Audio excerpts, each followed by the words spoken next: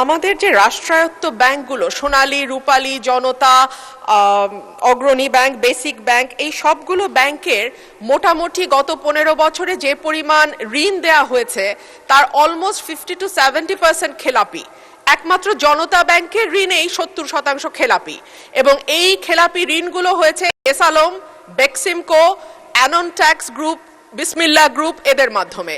আমি মাননীয় মন্ত্রীর কাছে প্রশ্ন রাখছি, এই যে যারা গত 15 বছরে বিপুল পরিমাণ টাকা ঋণ নিয়ে সেটা পরিশোধ করে নাই, তাদের ব্যাপারে কি ব্যবস্থা নেওয়া হবে, এবং এই ব্যাংকগুলোর আর্থিক যে দুরবস্থা সেইটা কাটাতেই বা সরকার কি ব্যবস্থা নেবে? ধন্যবাদ। প্রতিষ্ঠান বিভাগ মন্ত্রী মহোদয়, অনুগ্রহ করিয়া বলিবেন কি ব্রাহ্মণবাড়িয়া 2-এর সরাইল, আশুগঞ্জ এবং বিজয়নগর উপজেলার আংশিক গ্রামীণ জনপদ এলাকায় কৃষিপণ্য সংরক্ষণ, হিমাগার নির্মাণ ও কৃষিভিত্তিক শিল্প স্থাপনে স্বল্প সুদে দীর্ঘমেয়াদী ঋণ সুবিধা চালুর কোনো পরিকল্পনা আছে কিনা?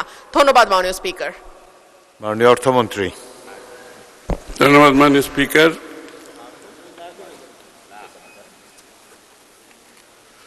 না বলবো কেন? হ্যাঁ, মাননীয় স্পিকার আপনাকে ধন্যবাদ।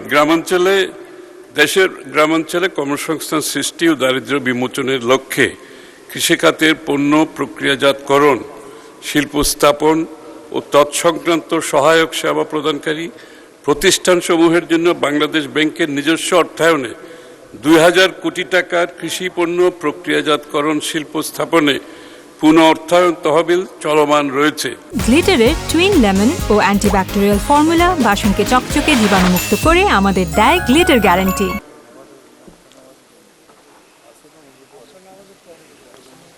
এই তহবিলের আওতায় উদ্যোক্তাগণ 7% সুদে 7 বছর পর্যন্ত মেয়াদে সর্বোচ্চ 100 কোটি টাকা ঋণ সুবিধা পেয়ে থাকেন।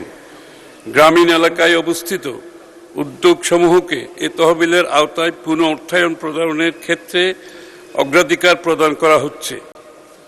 সম্প্রতি এ তহবিল এর পরিমাণ 1400 কোটি টাকা থেকে বৃদ্ধি করে 2000 কোটি টাকায় উন্নীত করা হয়েছে মাননীয় স্পিকার।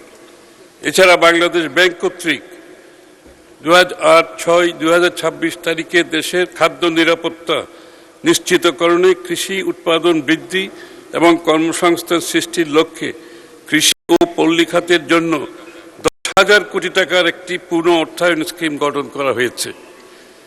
তাছাড়া কৃষি খাতে উৎপাদন বৃদ্ধির লক্ষ্যে নিম্নলিখিত কার্যক্রম পরিচালিত হচ্ছে। প্রতি বছর বাংলাদেশ ব্যাংক কর্তৃক কৃষি ও পল্লী ঋণ নীতিমালা ও কর্মসূচি ঘোষণা করা হয়ে থাকে। উক্ত কর্মসূচির আওতায় 2025-26 অর্থবছরে তফসিলি ব্যাংকসমূহ কর্তৃক কৃষি খাতে ঋণ বিতরণের জন্য 39,000 কোটি টাকা লক্ষ্যমাত্রা নির্ধারণ করা হয়। ব্যাংকসমূহ কর্তৃক আমদানি বিকল্প ফসলসমূহে ডাল, তেলবীজ, ভুট্টা, মশলা জাতীয় ফসল চাষে মাত্র 4% রেয়াতি হার সুদে ঋণ বিতরণ করা হচ্ছে। এক্ষেত্রে সরকার কর্তৃক ঋণ প্রদানকারী ব্যাংকসমূহকে বাংলাদেশ ব্যাংকের মাধ্যমে সুদ ভর্তুকি প্রদান করা হয়।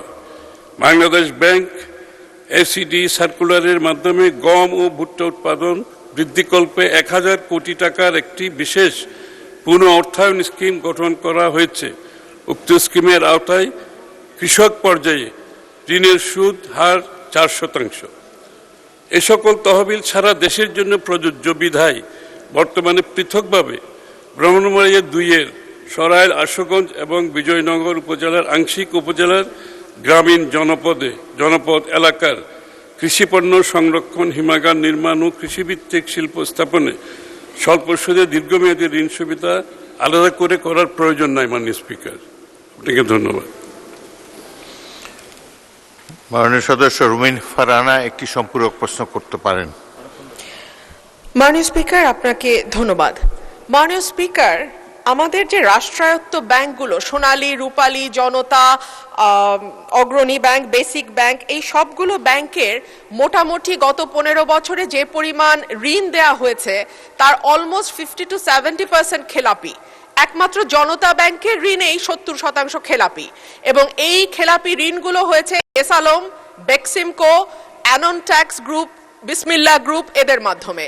আমি মাননীয় মন্ত্রীর কাছে প্রশ্ন রাখছি, এই যে যারা গত 15 বছরে বিপুল পরিমাণ টাকা ঋণ নিয়ে সেটা পরিশোধ করে নাই, তাদের ব্যাপারে কি ব্যবস্থা নেওয়া হবে এবং এই ব্যাংকগুলোর আর্থিক যে দুরবস্থা সেইটা কাটাতেই বা সরকার কি ব্যবস্থা নেবে? ধন্যবাদ মাননীয় স্পিকার।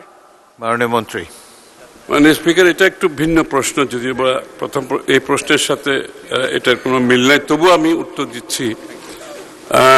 সেটা আপনি তো বহুবার সংসদে বলেছি কি ব্যবস্থা নেওয়া হচ্ছে, কয়েকদিন আগেও বলেছি, এবং সকলের বিরুদ্ধে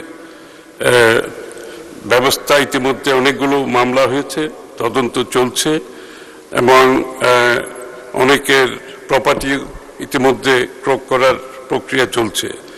তো এটা এই ধারা চলতে থাকবে, এবং এই ব্যাপারে আমরা আগেও বলেছি বারবার, যারা দেশের টাকা লুটপাট করে বিদেশে গেছেন তাদের ব্যাপারে বিএনপি কোনো কম্প্রোমাইজ করবে না, এই সরকার কোনো কম্প্রোমাইজ করবে না, এবং এই ধারা অব্যাহত থাকবে। এটা তো বহুবার তথ্য দিয়েছি আমি সংসদে, কি কি ব্যবস্থা নিয়েছি সেই তথ্য, বিস্তারিত তথ্য দিয়েছি এই সংসদে, এবং সুতরাং এই ধারা